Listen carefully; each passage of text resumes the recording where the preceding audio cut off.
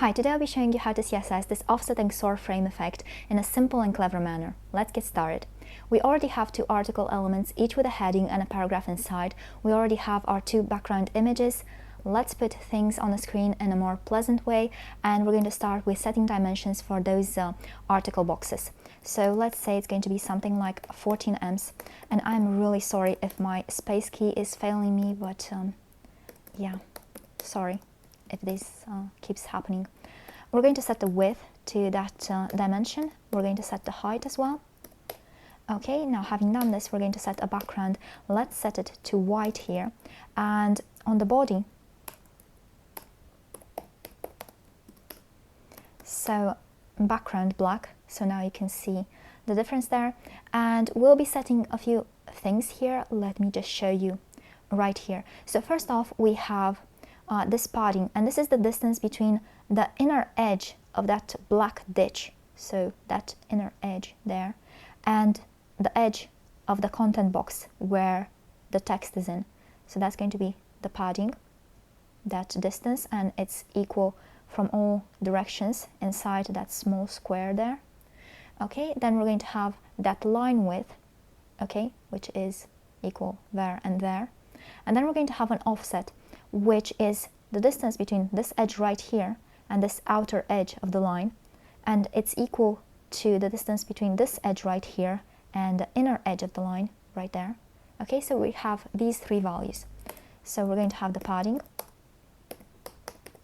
0.5 ems, we're going to have the offset, come on, 1.25 ems, and we're going to have the line width, let's say, and that's going to be 6 pixels. Okay, now having done this, we're going to set display grid right here and something like a basic reset. So we're going to have box sizing inherit, we're going to have margin 0, and we're going to have font inherit as well. Okay, now here we'll be setting a grid gap, and this one is going to be equal to that offset. We're also going to set a padding and make it equal to that padding we're going to have for the article, right? Okay, so for some reason that didn't work, and it didn't work because I didn't write ems there. Okay, that's good. Now we'll be setting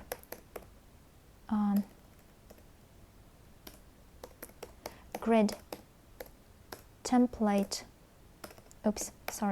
columns, and here we're going to have a repeat. Autofit, we don't even have autocomplete for that. And then we're going to have min-max, again we don't have autocomplete for that. That dimension, and this is 1 unit of the available space. Okay, so it should look something like this. And if you're not accustomed to this stuff, I wrote an article called Cool Little CSS Grid Tricks for Your Blog. And of course, it's not just for blogs. And here you can play with these interactive demos, which show you the difference between autofit and autofill. So those two keywords used there. And yeah, I'll be linking it in the description. Okay, now next step is place self center, and of course this is only going to work horizontally. Vertically the body still takes the height of its content, so let's fix that. So this is going to be min height for viewport height. Okay, let's get rid of that scroll bar with box sizing border box, because at this point the padding was adding to that 100 viewport height units. Okay, now having done this, we'll be setting two spacing values. The first spacing value is from the outermost edge there to this edge right here. So this is going to be the line width and the offset. And the second spacing value is going to take this offset, this line width, and then the padding. So it's going to be basically the first spacing value plus the padding. Okay, let's set them right here. So calc, and we're going to have the offset plus the line width. And here it's actually important that my space doesn't mess up and I have the proper space inside calc, because otherwise it's not going to work. Okay, now here we'll be adding the padding. Oops. Okay, so having done this, we'll be setting a border, and this border is just going to be on the right outside this edge, and at the bottom outside this edge. So it's going to be the first spacing value on the right and at the bottom, and 0 otherwise. So at first it's going to be solid 0, let's make it red here, and then we're going to have border width, and here we're going to have 0, the first spacing value, and again the first spacing value, and 0. Okay, so it looks something like that. Let's actually make it RGBA red 0.5, something like that. Let's actually make it lime, and let's set the proper background there. So, but first let's set a padding. So the padding is going to be the second spacing value at the top, just the padding on the right, just the padding at the bottom, and the second spacing value on the left. Okay, so it's going to be pretty similar to what we have here actually. Okay, except, oops, what have I done? Yeah, it's difficult when you can't use a keyboard. So this is going to be the first spacing value, right? And here we're going to have 0 and 0, and this last value is not going to be needed. Okay, so it's going to be something like that. Okay, now having done this, let's also bump up the font.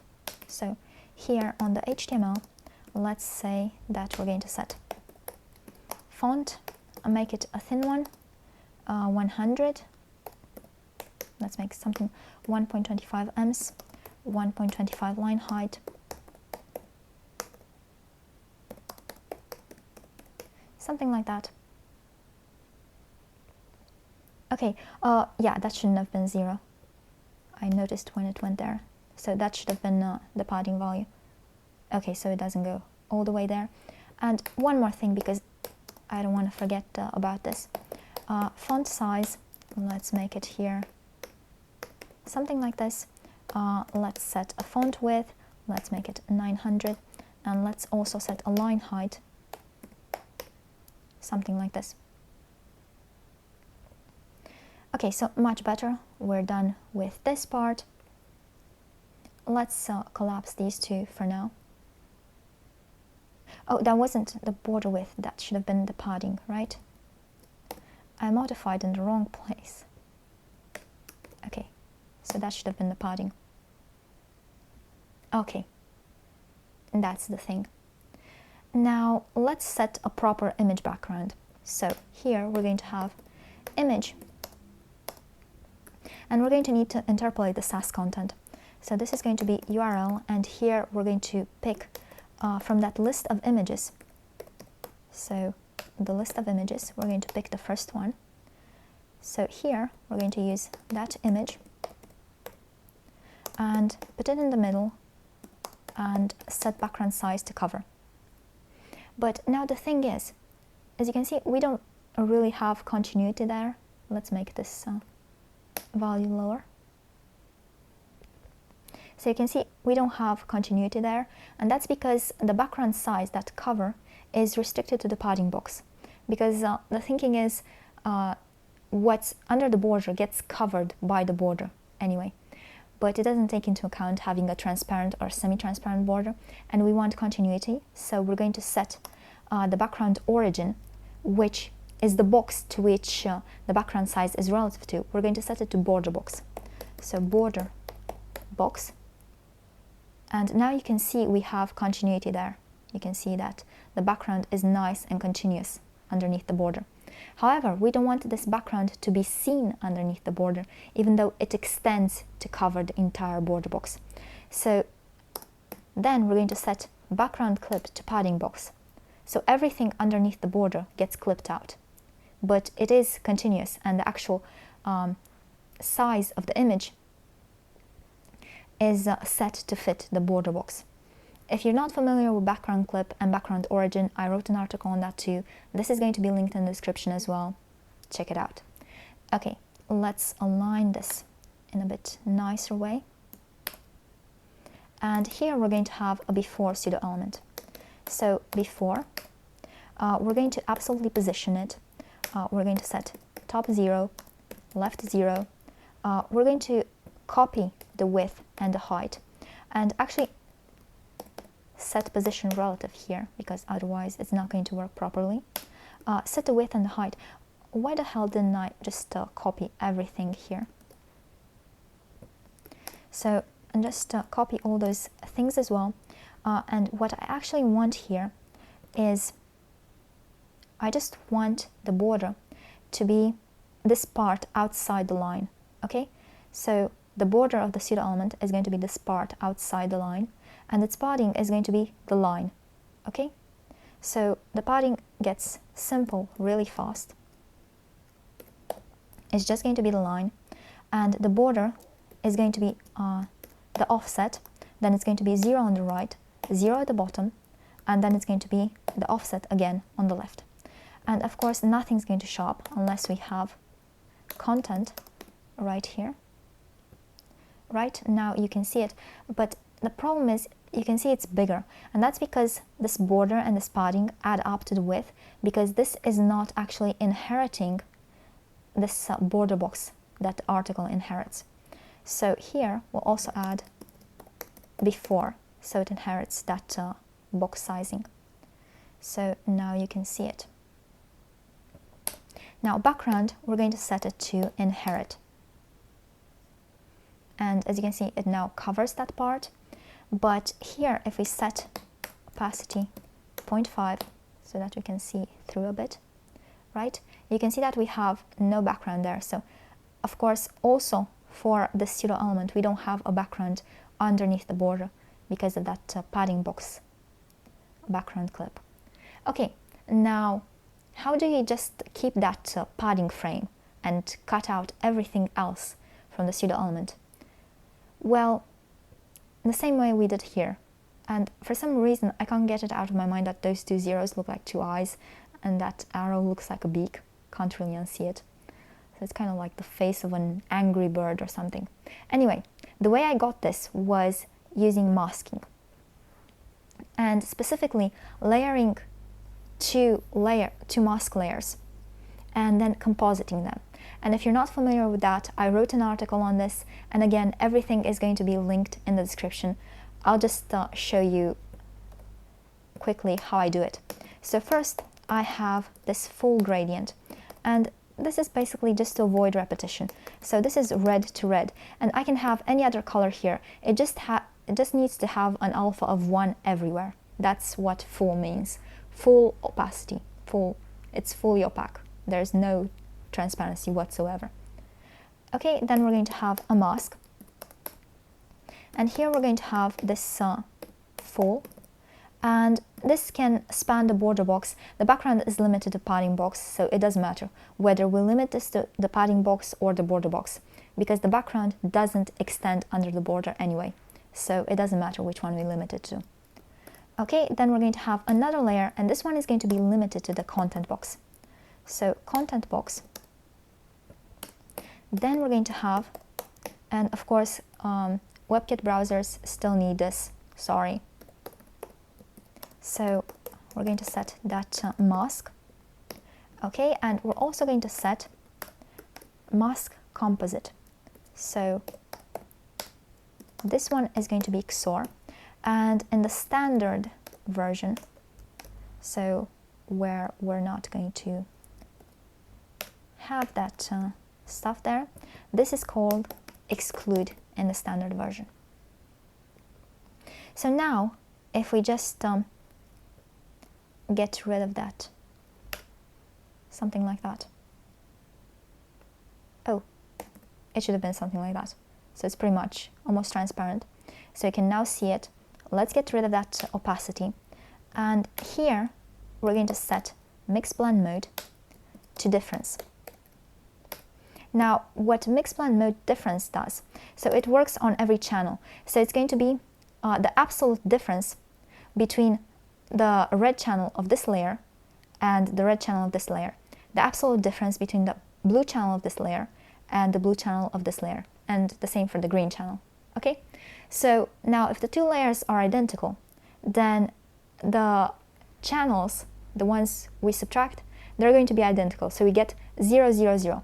0 on all three channels. 0 on all three channels means black. So you can see if both layers are identical, the resulting layer is black. The difference between them is 0. And 0, 0, 0 means black. Okay? So that's how difference works there. Now, the problem with this approach is that I ran into a Firefox bug, which is linked right here. And fortunately, this got fixed the next day. I don't know. Yeah, it got fixed in a day, basically. And it's fixed in Firefox nightly, but it's going to take a while before it's going to be unstable. And don't we have a solution that works right now? Well, we do. Let me show you one more thing right here. So, difference. So, this is the absolute difference between the channels, okay? So, here, black has all three channels 0. So, if we subtract from whatever value this has for red, 0, we get the same value. Same for green, same for blue. So if they overlap, you can see it's the exact same layer as the one that was before beneath black, okay? So if one of the two layers is black, the resulting layer is identical to the other layer, okay? So what we can do is just get rid of the whole masking thing, because this is buggy in Firefox for now. Set this to a layer custom property. Set the background to a layer. And here we're going to have linear gradient, black to black, only limited to the content box. And underneath it, we're going to have that layer. Okay? So you still get the same effect, but this is now cross-browser. And it's even less code, and we don't have the prefixing repetition. So yeah, that's pretty nice. One thing I don't like about it is, look, when I try to select the text, it doesn't work. And that's because of this absolute positioning, the before isn't underneath the text content. It's on top of it. So let's do something like this. Pointer events, none. Now, something else I'm going to want to do here is isolation, isolate.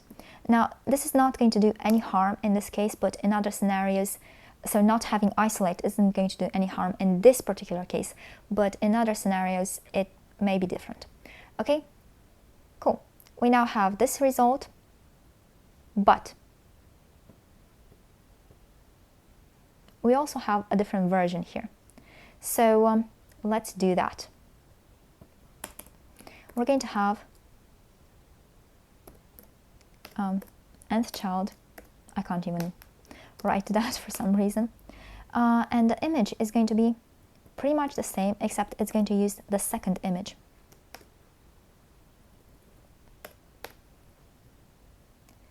Okay.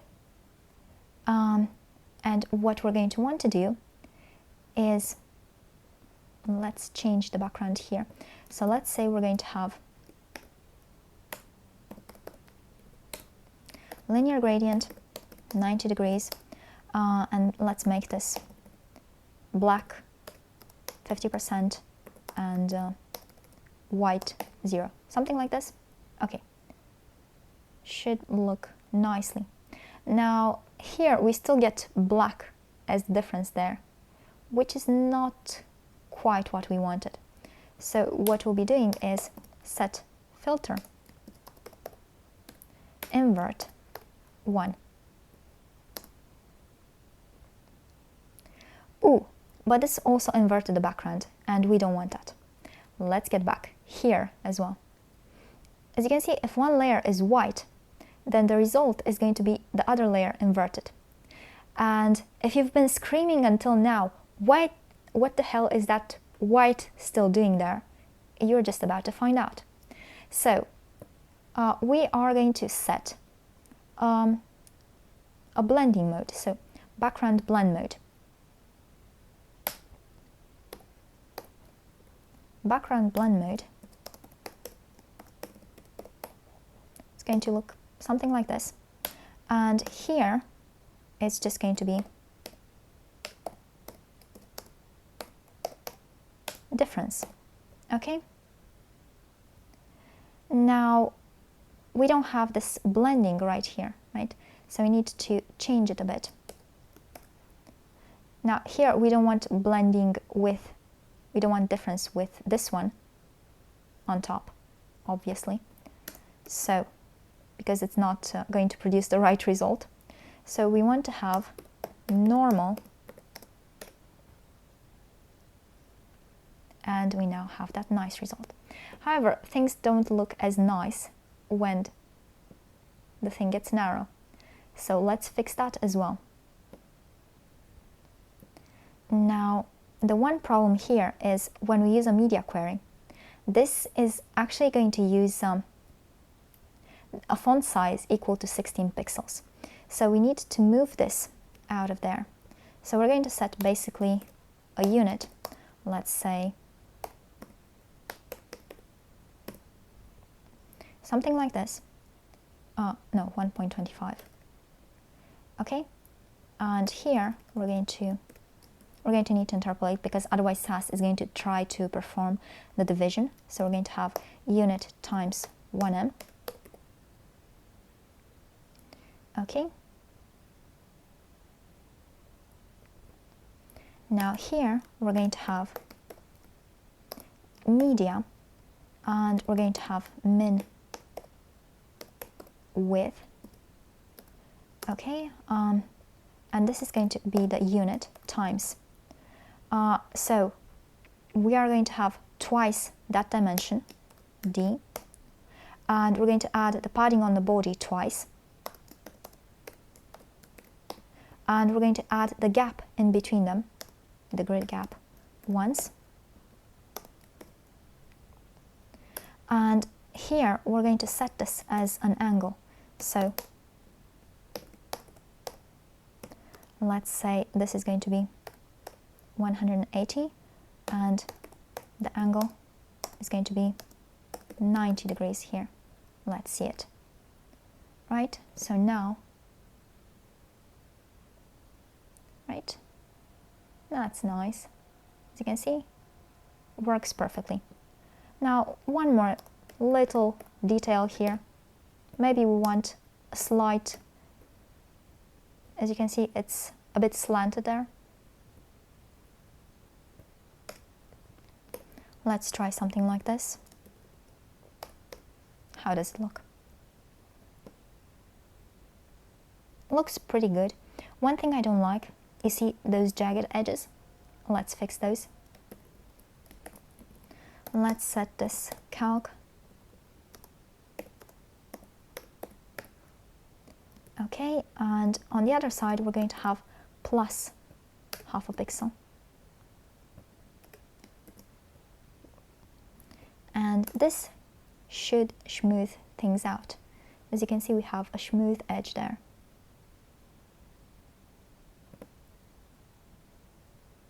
Much nicer. Now, next thing I think we can probably do. So if this gets too small, so let's say it's going to be under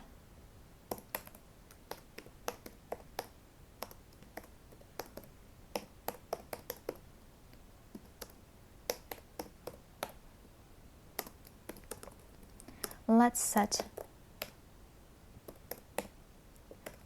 font size, let's set it to, let's say, 1m, right? So there it shrinks, and I think when it gets under 240 we can shrink it further, and I don't think we need to shrink it after that.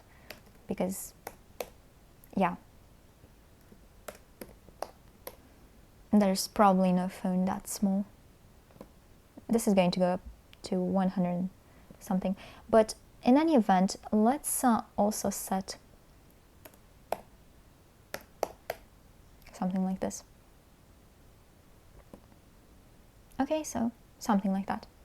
Okay, I'm not going to be tweaking it any further, so I will be leaving it at this. I hope you've enjoyed this video, and if you have, if you like the work that I'm putting out since early 2012 and you want me to be able to do more in the future, please consider supporting it. You can do so by being a cool cat and becoming a patron on Patreon. The link is going to be in the description, as well as links to all the resources I've talked about in this video. Or you can get me something off my Amazon wishlist. Again, the links are going to be in the description. Or you can at least share this to show the world what can be done with CSS these days, because honestly, I think it's pretty damn cool. In any event, thanks for watching, and until next time, bye!